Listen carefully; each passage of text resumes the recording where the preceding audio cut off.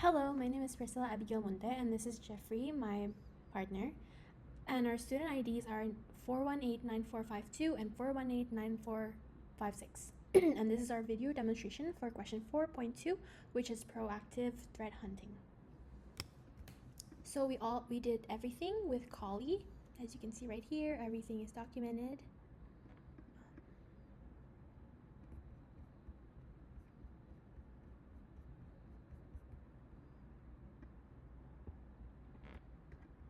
Yep.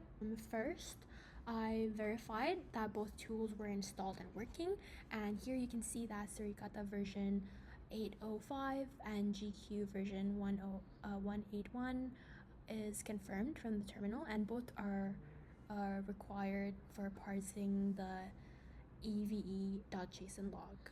Next, I analyzed the log file. The first command shows 100,000 events are alerts, no DNS or flow events at all, and the signature breakdown is shown here. The top hits are Redis config, command abuse 30,000, and MongoDB credential guessing at 20,000, and several scan and policy signatures below that. Looking at source IP, two external addresses each generated 30,000 alerts, and they're targeting 3 internal hosts here, and the destination port breakdown shows port 6379 and 27017 as the top targets, and those are Redis and MongoDB. Both are database services.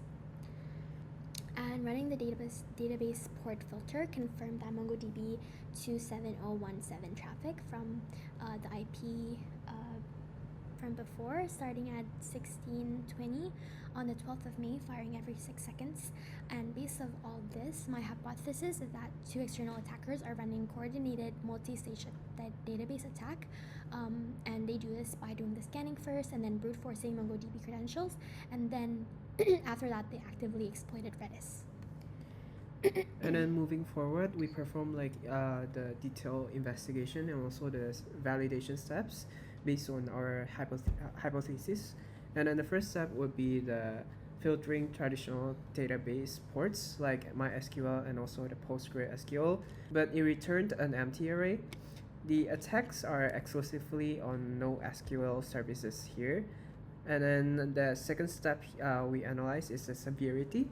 So the severity analysis actually shows around 35,000 severity and then 1 alerts with the highest level dominated by the Redis exploit signature. Moving on, we analyze the temporal pattern also. Every alert here fires at exactly 6-second intervals, and that mechanical precision confirms automatic tooling, which is not a human attacker manually sending requests. And then the last detection or the last analysis that we performed is the SQL injection, and then by checking the SQL injection signatures here, it returned nothing. So this is purely a NoSQL focused attack. And then moving on, we also filtered by the source IP, and then it shows that it exclusively targets the host IP on Redis port 6379 with severity 1 exploit alerts. It's pretty targeted attack and not opportunistic scanning. And then moving on, we also check the how completed flow events on database ports, but it returned 0. So despite 60,000 database targeted alerts, no full TCP connections here were established during this lock window. And then the last one would be we check the highest severity event detail, and it confirms that the source IP, which is the attacker, and then the target host and the port, and the signature all in one record. And this is the clearest single piece of evidence tying everything together. So based on all of that, we conclude that 60,000 database alerts from 2 IPs, and then 35,000 severity 1, and then automated tooling, and also a known remote code execution exploit signature, and a suspicious data transfer signature.